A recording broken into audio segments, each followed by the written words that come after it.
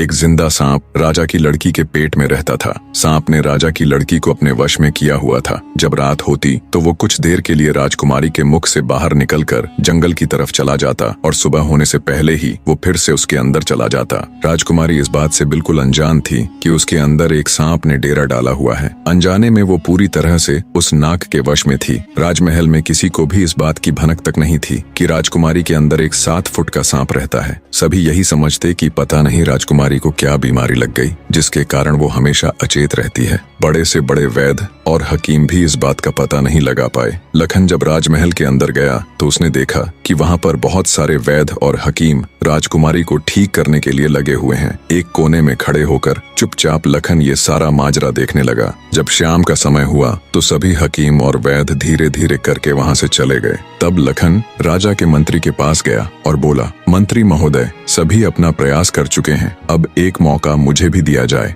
लखन की बात सुन मंत्री उसे अपने साथ ले राजा के पास जाता है और लखन का प्रस्ताव राजा के सामने रखता है। बेचारा हर तरफ से निराश हो चुका राजा एक बार अनमने ढंग से लखन की तरफ देखता है, फिर दुखी मन से कहता है, बताओ तुम मेरी बेटी का इलाज किस प्रकार करोगे। लखन राजा को प्रणाम कर बोला, महाराज, मुझे एक रात अपनी बेटी के साथ ठहरने की इजाजत दीजिए, तभी मैं किसी नतीजे पर पहुंच सकूंगा। एक बात और महाराज, मैं बिल्कुल एकांत में राजकुमारी के साथ रहना चाहता हूँ, तभी मैं अच्छे से ध्यान लगाकर राजकुमारी जी की बीमारी का पता लगा पाऊंगा। लखन की आत्मविश्वास भरी बातों से राजा के मन में हल्की सी उम्मीद जागी। उसने लखन को रात में राजकुमारी के साथ एकांत में रुकने की इजाजत दे दी। राजा की इजाजत मिलते ही लखन राजकुमारी के कक्ष में गया और उससे कुछ दूर एकदम चुपचाप बैठकर उसे देखने लगा। जैसे ही रात के 12 बजे का समय हुआ तो अचेत अवस्था में पड़ी हुई राजकुमारी के मुंह से सांप बाहर निकला और महल के परिसर से होता हुआ जंगल की ओर चला गया। ये सब देख लखन दंग रह गया। वो बिना कुछ हरकत किए चुपचाप वहीं बैठा रहा। जब रात का आखिरी पहर खत्म होने को आया तब वो सांप वापस लौटा और राजकुमारी चंद्रकला के मुख से होता हुआ पूरा उसके अंदर समा गया। दम साधे लखन ये सारा माजरा देखता रहा। सारा माजरा देख उसे समझते देर न लगी कि राजकुमारी की सारी बीमारी की जड़ ये सांप ही है।